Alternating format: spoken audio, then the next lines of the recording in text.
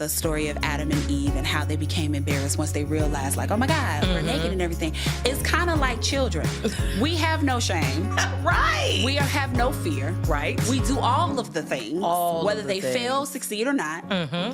But it's like you hit that adolescent year and you recognize the shame. You recognize the embarrassment. Yeah. And you're just like, I don't want to do this. Because what if the people, they can see me. Right. As if they didn't see you before. Like, did they not see you at 12? Did they not see you at 11? But at 13 and 14 and 15, they see you. Right. You become very well aware of all of the things.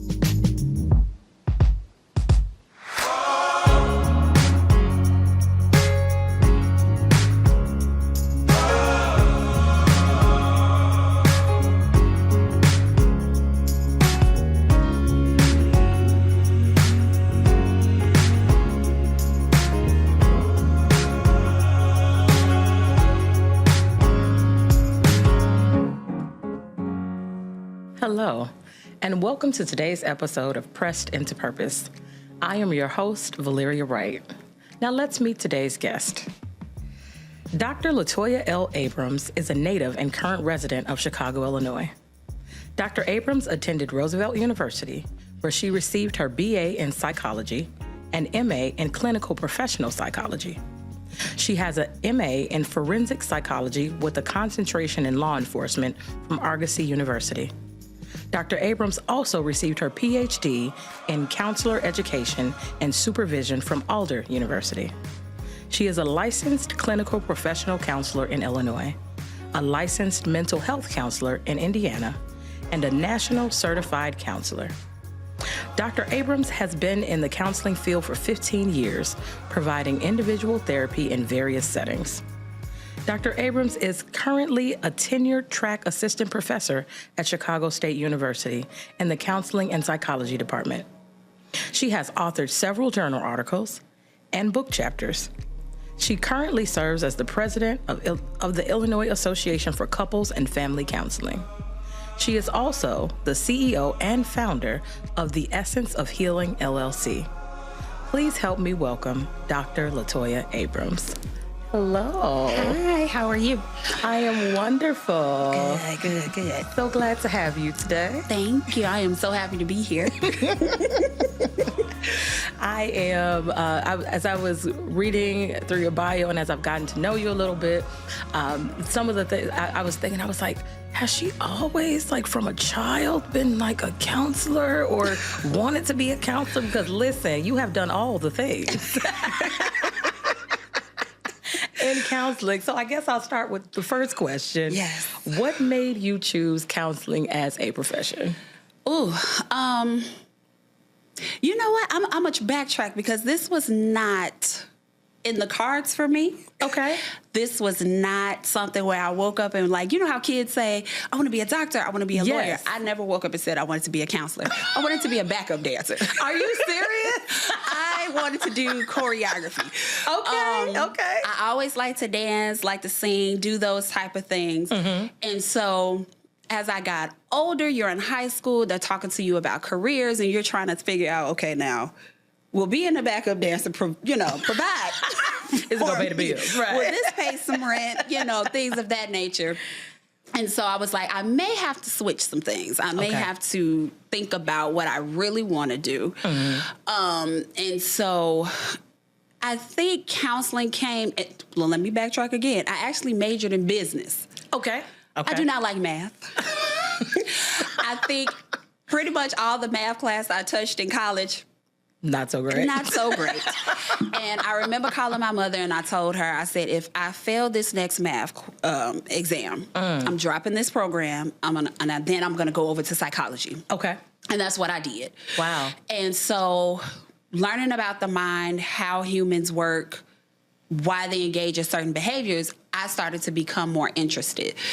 Now, fast forward, I'm in the program and I'm like, seeing things around me. And so personal history, I had an uncle, may his soul rest in peace, who suffered with schizophrenia and alcoholism. Okay. And then I knew people who suffered from depression and anxiety. And I'm like, what does it mean to be a person with anxiety? What does it mean to have depression? What does it mean to have a mental illness? And so that's what made me really get into the field and learn more. Okay. And specifically for Black Americans. Okay. Because I didn't see Black therapists. Whenever you watch TV, you would see white counselors on TV. And so I was still like, is there a space for me in the counseling field? And the more I went through school and I would do homework assignments and I'm watching videos for classes, I'm like, okay, so there are some African American therapists out here. But I think I've always been nosy too. I'm gonna just be honest. I think I've always been nosy. And I knew how to ask the right questions to get the information that I needed. It's important. It's important. And so that's what kind of drove me to be a counselor, is that I've always heard people say, you have the spirit of help. Like, you just like helping people. Yeah. And at first I'm like, I never really thought about it. I'm like, I just want to be here for other people. I want to be a listening ear. I never tied it to anything. I just thought I was being a good person, a good friend. Right. But I think it took on a life of its own, where it was like, not only was I listening, but I could also provide some type of advice that was helpful. Okay. Wow. Backup dancer. I know. My mother, when she found that out, she was like, ooh, I am so glad you did not tell me that. Because she said, I was not going to, She wasn't going. No, she wasn't going for that. No. So you talked about going to school and then seeing some things in your family and with people around you. At what moment? And you also talked about how you changed from a business major to psychology. And so what then prompted you, because you have several degrees in psychology. So what made you pursue each one of those? And then I guess a better question is, what intrigued you about the different topics? So you got the forensics, you've got, the mental health, you've got all the things. So again, another funny story is I never wanted to go to college. Okay. So it amazes people that they hear my background. They're like, oh, so you just knew you wanted to go to school. No, I never wanted to go to college. That was never my idea and or plan. Okay. Me and my mother had a discussion close to graduation from high school. And I said, I don't think I really want to go to college. Okay. And the first thing she said, well, what's your plan? Right. And I'm like, to be honest, I don't have one. And she said, so here, I think she reversed psychology. The first thing she said, well, let's do this. Go to school for a year. Midway point, I'm going to check in with you and see what your plan is. Okay. And we can revisit the conversation. Okay. She checked in with me. She said, so what's your plan? I said, I still don't have one. Okay. And as you can see, 4 degrees later, I guess I never came up with a plan because I stayed. And I think I also stayed because I started to like it. Okay. I started to learn different. And so when I got into the psychology field, it was interesting to learn about the brain. Like, the brain has always fascinated me. Human behavior has always fascinated me, because I would see people and I'm like, what would make you engage in this behavior, whether good or bad? Yeah. And so learning about the brain, I'm figuring like, okay, how can I use this in the future? Knowing that in our field, it wasn't enough just to have a bachelor's degree. Like, we had to go further. I ended up doing clinical psychology because then I was like, yes, I want to be a therapist. Like, this is what I want to do. I want to go back into my community. I want to help the people who look like me to have a better outcome, a better life. Forensic, I'm going to be honest, I went back to school because I think I got bored, because I never had a lapse in schooling. So it was like school all the way up until 18. And then I was just like, I don't know what to do with myself. But forensics, I was always interested in because I would watch crime shows. Gotcha. I was always interested, and please, people, don't think I'm strange. I was always interested in serial killers and kind of what made them tick. Okay. Like, what... Because no one wakes up saying, hey, today is a good day to be depressed, use drugs, and or be a serial killer. And we hope not. We hope not, right? And so I was always intrigued by stuff like that. It scared the people in my family. And so... I mean, I have a couple people in my family that I'm like, really? This is what you want to know about? Yeah. And they said the same thing. I just want to know what makes them tick. I need to know it. I don't need to know, but thank God for you. And so I was thinking that I wanted to do like crime scene work. And then I heard what it entailed and blood and all that stuff. And I was like, maybe this is not for me. You know, it was a good idea in the beginning.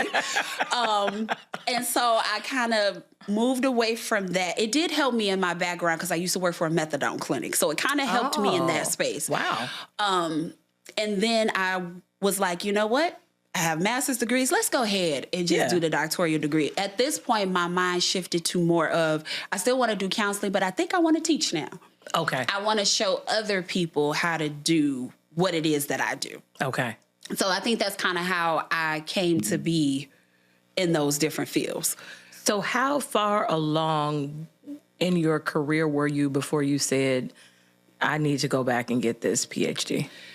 Ooh, I think I had been doing counseling already for almost 10 years. I started very young. I started counseling like at 23. Wow. 23, 24. And then at that point, I was just like, I think I was over it. I was burned out. Okay. I don't think people really know what goes into being a therapist. Yeah. The mental energy that it takes, the spiritual energy that it takes, yes, the physical labor. And having worked in a methadone clinic for 2 years, I was wiped out. I was depleted. Hearing those stories, I was just like, I don't know if I can do this for the rest of my life. Because it was just emotionally, it was taxing. Yeah. It was a good experience, but it was like weighing on me. So I think at that point I was just like, you know what? I know there's other avenues in this field. I need to tap into that. Gotcha. And I think when I went back to school to do that, I was like, okay, I think I found where I really want to be. So what was your PhD? It's a counselor, education, and supervision. Yes. What did that entail? Talk me through that. So pretty much what that is, it is already counselors in the field, but now we're learning how to teach others to do what we do. Okay. So I'm teaching about micro skills. I'm teaching you how to do treatment plans in the counseling field. I'm showing you how to diagnose people in the counseling field. So, and doing research in the counseling field. So it walks you through that process. Okay. And so now you are teaching at the college level. And what do you enjoy about teaching? Ooh, so many things. Okay.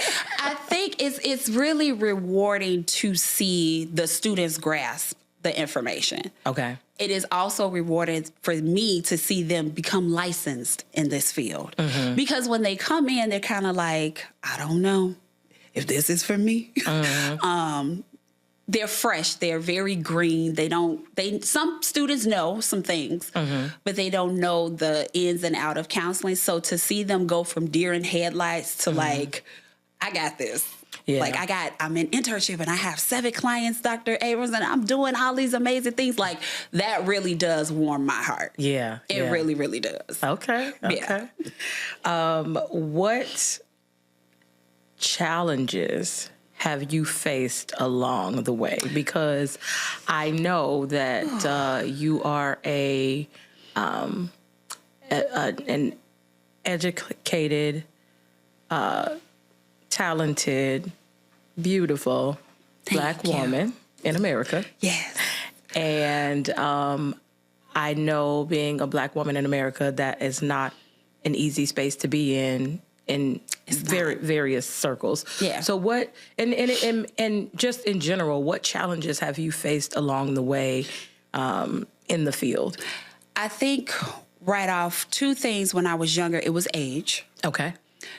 And then also the competency level. So people like to question your competency as a woman, as a Black woman, and then as a young Black woman. So we got the triple, the trifecta. Yes. Okay. And so the challenge was, how do I find a balance in this without having that stereotypical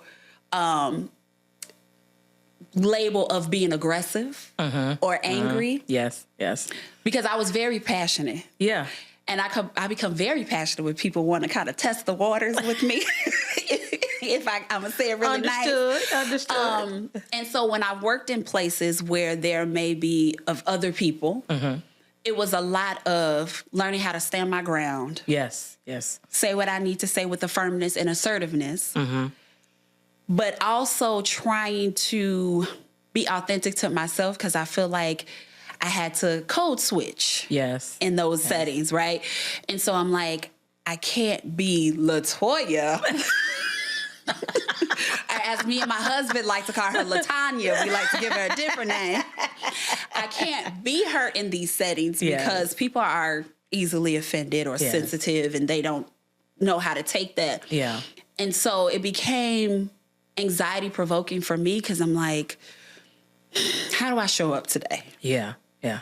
Who is the individual that's going to come in today? Is it LaToya? Is it Dr. Abrams? Like, who is the individual? And I don't think people know how mentally exhausting it is to code switch. Oh, listen. That is a segment all by itself. For sure. Yeah. You know, if you ever get some other ideas, code switch is another one. Because I don't think people really understand how taxing it is for Black women, how we have to really consciously think about showing up. Yes, and how we show up. And so some of the challenges, I'm a girl who likes to wear different colored braid hair in her hair. And so one day you may see me with some green and black braids, some purple and some blue.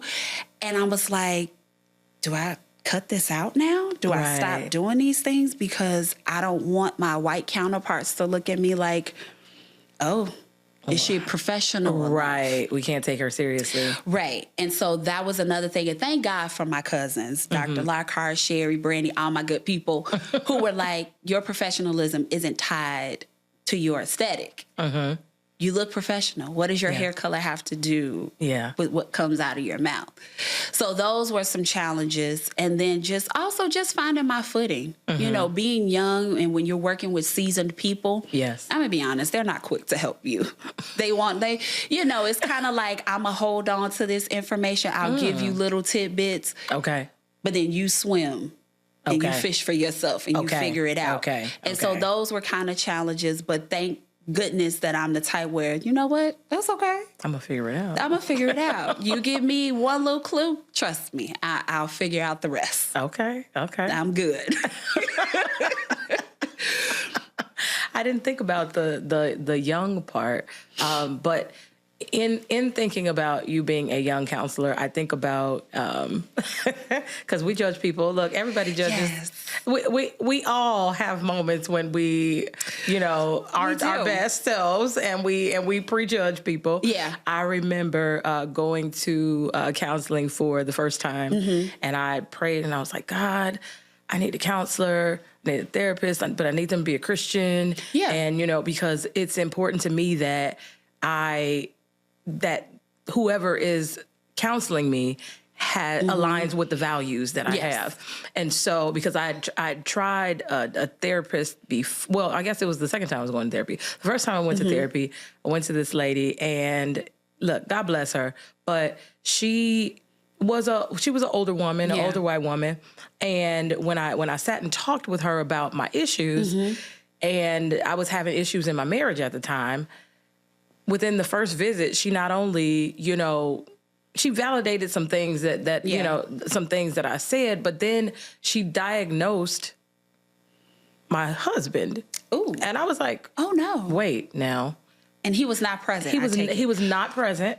It was only the hour session, and I'm the person that tries to tell the whole story, So I told things that that were on my heart, that were troubling me. I shared the things that were that I had seen in him, but when she started diagnosing him, I was like, now I don't think that that's what one should do. No. And so when I walked out of there, I was validated but disturbed all at the same time. Yes. You know what I mean? So so I was like, okay, well, I was like, well, God, and he was like, don't go back to her. Yeah. And so I was like, okay, that's what made me start looking for a Christian therapist. And so now I'm sitting in front of this Christian therapist, but she was younger than I was. Yeah. And I was like, okay, she's younger than me. She's a white woman. How can she help me? I'm just being honest, no, right? that is the sentiment. Because you brought it up, and so I just want to talk about it.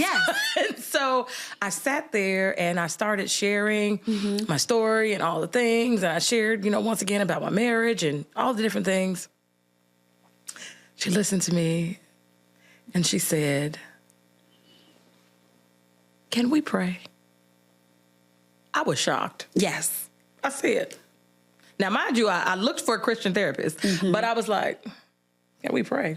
Anybody asked me that before in therapy? Yeah. And I was like, sure, kind of nervous, right?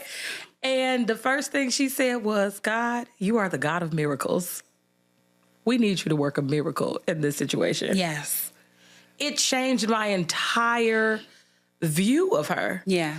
Who the person I had prejudged because she was young, because she was white, because she was, I felt like, how can she really help me? And she hasn't been doing this very long. Right. But she knew where her strength came from. Exactly. And she also had the tools because, you all go to school for years for this. Yes. And so I quickly changed my opinion of her, and I was able to hear and receive from her because she started and she said, can we pray? Yeah. And I was like, wow. Yeah. Okay. And then we went on for several sessions afterwards, and it was great, I'm glad. Here's the thing that I do want people to understand when they do see a young therapist, and I have to tell my students this because they are young adults, you're going to get that. But don't take it personal. Yeah. You can't take any of these things that happen in these counseling spaces personal. Yeah. Because if you do, you will be at home crying in a corner. Because everything is going to hurt your feelings. And I'll never forget one of my clients, and she ended up loving me, would not miss a session. And I'll never forget, I opened the door and I heard her say, the first thing she said, and it better not be a young person either. And I opened the door and she was like, oh. And I told her the thing I said, I heard what you said. I said, I'm not offended. I understand. I said, but I ask that you give me a chance.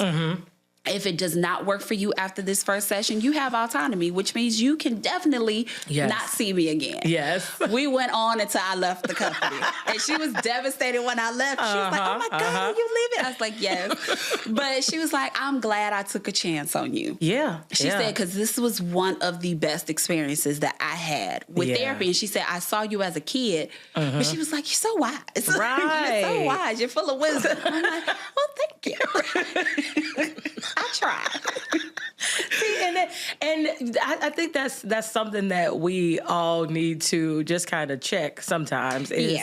Because it comes from a place of ego too. It does. Because we're like, well, you can't possibly know what I need or know how to help me because you're young, right? Or you're different than me. You look different than me, and it's I've thought about it before, but I don't know that I've thought about it like this. Yes. I'm thinking about all the therapists and counselors that I've had. I've only had like 4 over, the past 10, 12 years or so. But oh my gosh, they've all been white. I don't think I've ever had a black therapist. But I will say that they all acknowledge in the beginning that we do have different life experiences. Yes. They all acknowledge that there may be some things that they might not quite understand. And if it gets to the point where, I feel like I need somebody different, they've all been like, hey, it's okay. Yeah. And I understand. And I appreciate that. Yes. Because I think people, especially therapists in this field, especially if they're seasoned, it's almost, and I hate to say this because I'm part of the profession, but some of them feel like I still have something to prove or I'm going to show that I am the expert And so they tend to hold on to people that they really should be letting go. That you're doing a disservice because you're trying to prove a point. Yes. That I have 40 years in the field and I can fix whatever this issue is. And it's like, it's okay if this does not work, if this is not a good fit. That's when we have to say, you know what, this isn't working. Yes. And Valeria, you may have to go to somebody else because I think we capped out in this relationship. And it's hard for people to say that, especially like if this is your field and you are trained in it. It's hard for people to say, I don't think I can service this person because I don't think I have the tools for them. And that's okay. It doesn't mean that you're not competent. Right. It's just that you don't have what's needed for this person. And it's okay. Because counseling and therapy really is personal. Ooh, so personal. It is really personal. How are you able to deal with all of those heavy and personal things and not bring them home? That took some time. Okay. When I was working for the methadone clinic and a place before that, it was hard. It was very, very hard. I would go home with these stories on my mind. I was dreaming about these individuals, not inappropriate, but just like, I didn't see this person today. Where were they? Yeah. Like, are they okay? And I did not know how to shut anything off. It got to the point where I was telling people, please do not ask me about my day because I don't want to talk about it.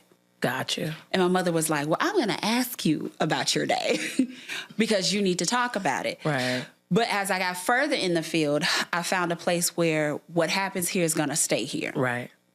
I would share with my partner at the time or with my mom. I was like, I'll give you guys 5 minutes of that. Yeah. And then I'm not going to talk about it anymore because I was re-traumatizing myself with the stories that I was hearing. Gotcha. So I had to set a boundary for myself that when I got home, I'll give you guys 5 minutes of what happened in my workday, but this is not going to be an all-day conversation because I mentally could not handle it anymore. Gotcha. And especially working in a methadone clinic, I mean, hearing stories of how people ended up on drugs it's not for the faint of heart. And so I was like, I'm going to hear this here, but I'm going to leave it here. Yeah. And I had to learn. That took time, but eventually I got it. Okay. I was just like, nope, not today. Not today. We are done. I even it was to a point I'm just kind of like, coworkers, if you need me after hours, please call the director. Like, do not call me because I had to create a safe space for myself. Like, my entire day could not be work. Yes. I still have a life outside of this, and I had to learn how to carve that out for myself. Okay. Today's episode is brought to you by Destiny Film and Media. Go to destinyfam1.com for all your media needs. Destiny Film and Media, your destiny through film and media. What are some of the tools that you use to be able to carve that out for yourself? I'm learning how to one thing one of my coworkers taught me was to be mindful of the music that I would listen to. Okay. I did not like my coworkers at the methadone clinic. I'm sorry, I didn't. Some of them I did. I grew to have very good relationships. But I noticed that for a place that I didn't like, I was listening to trap music at 5 o'clock in the morning. Oh my gosh. Right? Oh yeah, you definitely. That was not a good idea because it set the tone for my day. Yes. So I'm like listening to this rah-rah aggressive music, and then I'm walking into this place at 5:30 in the morning with this aggressive rah-rah attitude. And she told me, I'll never forget, she said, you need to change what you listen to in the morning. Yeah. She said, I found a YouTube station that has nothing but meditation music, white noise. Okay. And that's what I would do. I Okay. would listen to meditation music, pray, because the good Lord knows Listen. that I needed it. Listen. And I was like, let me just have a conversation. Yeah. Even down to just deep breathing, just getting myself together. And I would do that after my clients because I'm like, this is heavy. Like, you could feel it. Yes. And I'm just like, okay, let me take 10 minutes. Let me debrief with myself. Let me talk to God. Like, Lord, Right. what was this? Can we talk a little bit? Listen. You know? And then I would put on my music. Okay. And that's what I would continue to do. Now that I have my private practice, it's a little bit better because I'm in my own home. So I have my drink my tea. You know, I could step away from my workspace, clear my mind, go for a drive, come back, see my next client. But I really had, and my biggest issue is consistency in things. Okay. I would start out, be like, okay, I feel good. And then I would just stop doing all of it. Like not listen to my stuff anymore. Oh, wow. And then I'm like, oh, gotta do it again. And you would go through the cycles. I would go through the little hamster wheel of things. And I'm like, Toya, would you just stay consistent, please? Yes. And so I had to tell myself, be consistent in what you're doing. Because that was one of my biggest challenges, was just being consistent in things. And so that's what I do. If I have to, since I'm at home, read the Bible, I listen to the Bible on my phone in between clients. Keep me some snacks, because, you know, you got to have you some snacks. You got to have a good snack. Get your cold water or whatever it is that you're drinking, and then just let that be. And since my office is in my home, I had to have boundaries with that. Yes. I don't do work in my room. Yes. Because that's our private time. Correct. My office is for work, and I had to remember that. Yes. Yeah. That's good. Those are good tools. Good tools. So what do you? So you are still young, relatively young. Yeah. And so what do you look forward to? You've accomplished so much already. Yes. What are you looking forward to? I think now what I'm looking forward to is facing some fears. Okay. So, and what that entails is learning how to be comfortable with public speaking. I cannot stand it. I cannot stand it. Okay. I teach people like, well, you teach. It's different because I know the bodies that sit in those seats. And I'm like, I feel like I'm a master of those topics. And I feel like I can research anything and be pretty good at it. Yeah. It's being in those spaces where I'm like at conferences, and part of my work job is to like go out and present and do all of these things. And I was just telling my boss this, I'm like, girl, I don't know now. But that is a fear of mine that I want to conquer, because I'm like, I could be out here doing TED Talks. Absolutely. Why not me? Listen. Listen, my TED Talk is on the way, okay? I am speaking it into existence. It is coming. Listen, we're going to back to back TED Talk on the stage. Listen. Let's do it, Let's do it. Because I was like, I know I could do this. And you see certain famous people out here doing this stuff. I'm like, now, if they can do it. Surely. Jesus. Yes. Lord. Absolutely. I can't. But I learned in this journey, I am my biggest critic. I never needed anybody else. Listen. To talk me out of anything. Who you telling? And I would sit and have ideas, and I'm just like, before you know it, I've talked myself out of 3 things already. And my dear husband, who I love, he gives me the motivation. Okay. He does. He talks to me, and I'm just like, I don't think I can do this. I'm not going to do it. Yeah. And he's like, why? And I'm sitting here, are you giving me therapy? Are you being my therapist now? And when he questions me, it makes me question myself, like, why? Why can't I do this? Why am I talking myself out of these things? Yeah. And so I'm learning how to not operate out of fear. Yeah. Because I feel like that's when everything just tends to fall apart. Listen. Because your mind is not there. Yeah. It's already set up that this is not going to work. Correct. This is going to fail. Go ahead and do it, because I already told you it wasn't. People, listen, people don't always think about it, but there's not only the fear of failure, but there's also the fear of success. And for a long time, I was afraid that I would actually succeed at doing all of the things that God gave me. You know what I'm saying? And so I just wouldn't. I was like, well, what if it really works?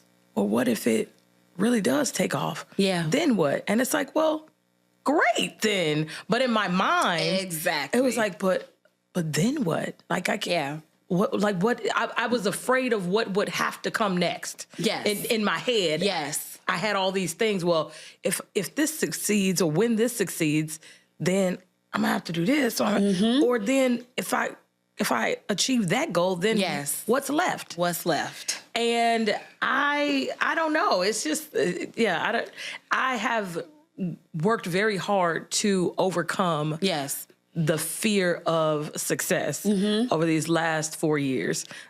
Even with this podcast, like in 2020, God gave this to me, and we're in 2025, and I'm just now executing. You know what I'm saying? I had to get over so many different things that I didn't like about myself, or I wasn't confident about myself, and so I say to you, like, record yourself talking. Yeah. You know, look back at it.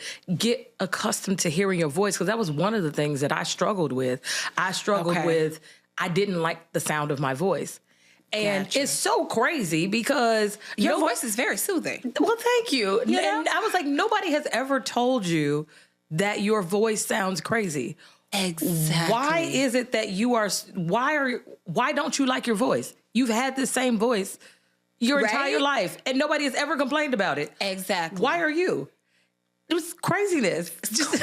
I kind of think about, and it's so crazy, me and Darian was listening to like the story of Adam and Eve and how they became embarrassed once they realized, like, oh my God, we're naked and everything. It's kind of like children. We have no shame. Right. We have no fear. Right. We do all of the things, whether they fail, succeed, or not. But it's like you hit that adolescent year and you recognize the shame. You recognize the embarrassment. Yeah. And you're just like, I don't want to do this. Because what if the people, they can see me. Right. As if they didn't see you before. Like, did they not see you at 12? Did they not see you at 11? But at 13 and 14 and 15, they see you. Right. You become very well aware of all of the things. And that's what I don't like. I was like, I like it when I was a kid. I just went out here and did random stuff. Clothes didn't match, hair all over my head. I'm out here just doing the stuff. But then you become an adult or a teenager and you're like, people are staring.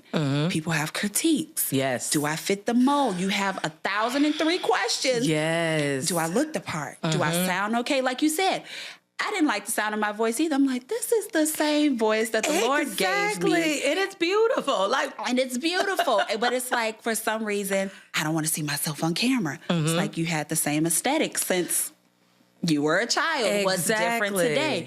And I think once I realized, and it's so crazy because I teach my clients how to do these things. And I'm sitting here like, I am having the hardest time trying to execute and implement for myself. And it's so crazy. Like, even with my own business, I sat on that idea since 2018. Wow. Okay. I had the paperwork in the system. Really? And I stopped.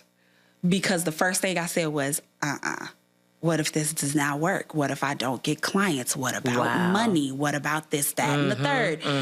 When me and my husband reconnected in 2021, and he was like, you're a therapist. Have you ever thought about having your own business? I said, it's funny you say that. I said, I've been sitting on that idea since 2018. I said, my paperwork is sitting in the state system or whatever it is.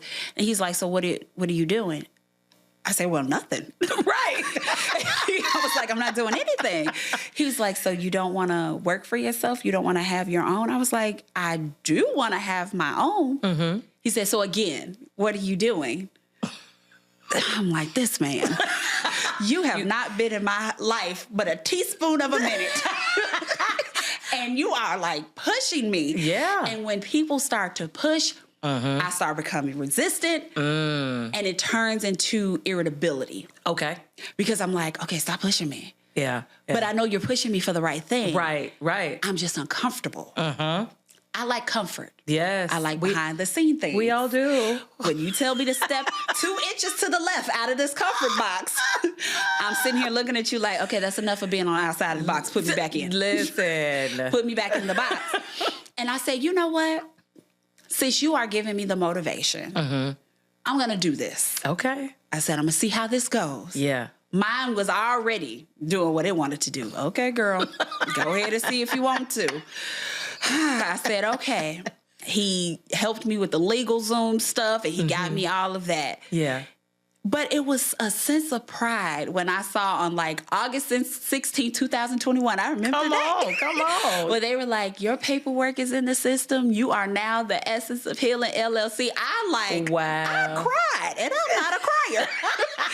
I cried tears of joy because I had never in my wildest dreams, and he even said it, we've been knowing each other since we were 13. He was like, you couldn't have never told me that you were going to be a doctor. Wow. He said, because I saw how you acted in high school. I was like, yeah, Toya did the bare minimum. As long as I passed, I'm good. Smart kid. I just didn't feel the need to apply myself. Yeah. But he was like, I wouldn't have never guessed this. Wow. And he was like, this is amazing. I'm like, I'm scared, but I'm like happy. Yes. And then I stopped using the word scared and started saying nervous. Okay. Because I feel like those are two different emotions. Like nervousness, I'll still do it. I'm just nervous. Right. But it's pushing me. Yes. Because I'm like, the nerves they're pushing me. When I'm scared, I become stagnant and I don't do anything. Okay. And so I started changing my vocabulary around that. And I'm like, I've been in business 3 years. Come on. Yeah. And my cousin, she works with me. So me and her are doing the thing. But I was like, I wouldn't have never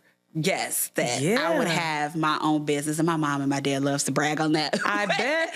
Because they should be peacock proud, as my dad would say, I just never...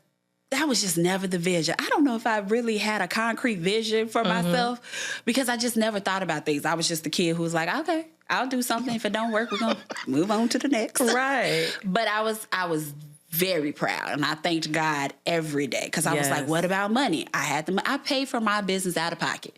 Come on. People are like, what? Because the money fell in my lap. And I was just like, come on. I am a firm believer whenever you begin to walk and do what you're supposed to be doing, what God has laid on your heart to do, then he is going to work everything out. And our pastor says, God always gives provision for his vision. Yes. And so you stepped out on the business because it had been on your heart for a very long time. Yes. And so it was obviously something that God had for you to do, and you've been successful in it. Yes. And, I stepped out on finally saying, okay, I'm going to do this podcast. And when everything lined up the way that it was supposed to line up, and it has been, dare I say, easy. Yes. I struggled for so many years fighting against it. Yeah. Fighting against my own progress. Fighting against my own blessing that I was praying for. Because, so the Bible also says that God gives us witty ideas and inventions, right? And so he gives us these things, and then we're scared so that we don't do it. Exactly. And then we get frustrated and irritated and upset when things aren't going the way that we think that they should be going, and we're not seeing the results that we think we should see. If we just go back to do what he said to do in the first place. Exactly. Look at how things work out. And stop working on your own timing. That's one of my biggest issues. I am very much so an instant gratification type person. Okay. I need this to happen today. If I lay out this plan in the morning, I need to see the fruit of this plan. Tonight. And I think, God told me one day, baby girl, that is not how this works. And I know I was the type where I would pray for things, but I was still doing stuff. I wasn't the type to pray, sit back, relax, wait, let God do his thing. Yeah. I'm like, I think God need a little assistance. Let me, and he does not need my help. Listen, and it's one thing for faith without works. You know what I'm saying? Yes. Faith without works is dead. So you do have to have some action. Put your faith to action. However, there are other things that we're just doing busy work. And they have nothing to do with nothing. Wasting time and energy. And you're just like, and my mother, my grandmother, everybody, if you're going to pray about it, you shouldn't worry about it. Yes. So they would tell me, if you're going to worry, then you need not pray, because that means you're not trusting in what he's capable of doing. Yes. So I was like, you guys are absolutely right. And so I had to learn that the hard way. It came to me. So now I pray and I'm like, it's from my mind. I'm going to just let that be. Yeah. But that took some time because I operate sometime out of anxiousness. And that's when a lot of things can fall apart. Exactly. Because I'm like, okay, I prayed now. What we doing? I'm shaking, I'm walking around, and I'm like, no, you got to learn how to sometimes just sit. Yes. Be still and be quiet. Exactly. My therapist told me that. She said, sometimes you just need to sit and be quiet. And I looked at her and said, girl, for how long? Is there a time limit on this? She was like, try it for a minute. I tried it and I was like, I don't know. This is a lot, but you learn a lot about yourself when you quiet the noise. Yes. I didn't know how to quiet the noise. And now that I do know how to quiet the noise, I hear better. I see things better. And I'm like, okay, this is how I need to be moving. Yeah. I was leaning a lot on my own understanding, which we know. We should not be doing we that. should not. But in all our ways, acknowledge him, God, you know? and he shall direct our path. You know, that's what it says. And that's where I came to like, you know what? If I'm going to pray about it, I'm not going to worry about this thing. I was like, however the Lord see fit to grow this business, that's just how it's going to be.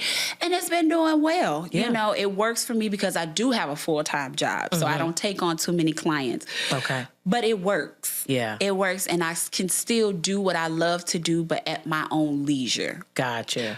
It was different when you're working for a company and it's, you got to see these many clients. You got to do this and you got to do that. It takes the passion away.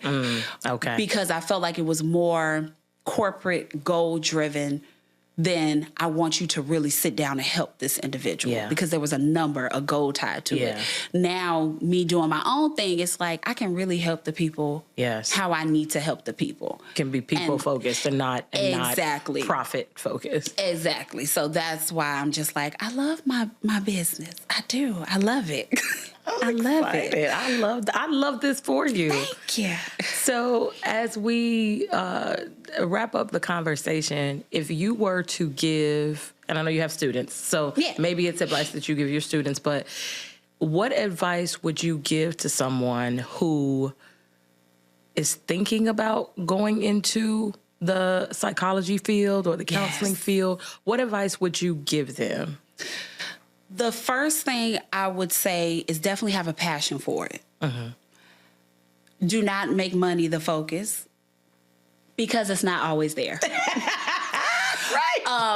And I want people to know that because when we think of therapy and counseling, we have a Hollywood sensationalized opinion about therapy. When I started out, I tell people all the time, I worked at some janky places. I didn't get my first paycheck or my last paycheck from one company. Oh, honey. Rough time. Oh, that's a whole mess. A whole hot flaming mess. Have a passion for it. Yeah. And I say a passion because you are sitting in front of people who had enough courage to come in and say, I'm going to sit in front of a stranger and share my deep-seated issues with this individual in hopes that this person will not judge me and can assist me in growing from this place. Yeah. I would also tell them to set boundaries. This field takes a lot out of you. And I don't say that to scare people, but it does. You have to have boundaries. They're for other people, but they're for yourself too. Absolutely. So learning how to set healthy boundaries. And just love what you do. Have a zeal to help people. If you know that helping people is not what you like to do, I do not advise you to be in this profession. If you're coming here for the money, I'd advise you to go somewhere else. To find something where I knew probably from a young age that I wanted to help people. I just did not know in what capacity that I wanted to help people. After having personal interactions with people who experience mental health issues, I was like, I think this is where I needed to be because now I'm seeing more Black and brown people having mental health issues and not receiving the services that they need. And me, myself, having my own struggles with anxiety. And then also having, some physical health challenges. I don't know if you know, I have multiple sclerosis where they They gave me. They want to say that. Got you. I did not know that. I was not aware. And so that was a challenge at school because it happened while I was in my doctoral program. Wow. And so losing the ability to sometimes walk, hold a pen, to talk. When it first happened, I thought I was having a stroke. Wow. It was crazy. I fell down a flight of stairs because I lost all sensation. Oh, Jesus. On my right side. And so seeing people, and I always say people with, because it's person-centered language. You're not a schizophrenic. You're not depressed. You are a person who experiences these things. Okay. And so I want people to learn how to see themselves outside of what people like to label you. Yes. You're still a person. Yes. And so having my own challenges with some things made me view counseling in a different way, because we treat people who struggle with mental health issues or physical disabilities, we treat them different. We marginalize them. That is true. And at some point I was one of those people. Yeah. Because I didn't know what that's like. I'm like, oh, they're different. Like, what's wrong with them? It took for me to see my own personal stuff, family members to be like, I need to have a different outlook on people. So I would definitely encourage to please just have a passion for it. Okay. Really just love what you do. Set boundaries and continue to grow in this field. Our field changes 5 to 10 years. There's always some new information. Okay. Stay on top of what's happening in this counseling field so that you can better serve your community. Yes. And lastly, know the people that you serve. Nothing irks me more than outsiders coming into the community and you do not know the people that you serve. You don't know the neighborhood that you're in. I always tell my students, when you go into these people's neighborhoods, you're a guest. Yes. Which means I need to know what's in your neighborhood. So if you come in and you're telling me I have 2 kids, I don't have food at home, I need to know where the nearest food pantry is for you. Gotcha. I need to know where your kids can go and get their shots for free. I need to know where the nearest place to get coats if it's cold outside. Okay. Know the individuals that you're serving. People come in and they're just like, oh, I'm just here because I'm here, I need the credits for class, or I'm trying to satisfy some loan. They said if I come into the inner city, this is, no. Okay. That's not enough. I need you to know who you're serving. Yeah. Because that's important to me. It absolutely is, because you can do people more of a disservice when you don't take time to learn. Yeah. So just be open and just have a willingness to learn from your client. Okay. I appreciate you. I thank you for taking the time to talk to me today. And I just want, do you have a website? I do. So it's essenceofhealingllc.com. You can see all the information, the services that we provide, bios of myself and my cousin. You can get it all there. I write blogs. Sometimes I've been lacking on that, but yeah. Okay. Yes. So essenceofhealingllc.com. Yep. All right. Well, thank you, Dr. Abrams, once again. And thank you, everyone, for listening. We will catch you next time on Pressed into Purpose. I'm a hard person to be a friend. Really? Like, no way you say that. But I feel like I'm a hard friend because I'm always trying to like hold friends accountable. Yes. And, I mean, and I would expect the same thing. Absolutely. Whatever. Absolutely. But I just feel like that's why some of them have gone for a season. Listen, because everybody does not want to be pushed. Yes. Everybody does not want to or hear the truth. Listen, everybody does not. Yeah. Today's episode is brought to you by Destiny Film and Media. Go to destinyfam1.com for all your media needs. Destiny Film and Media, your destiny through film and media.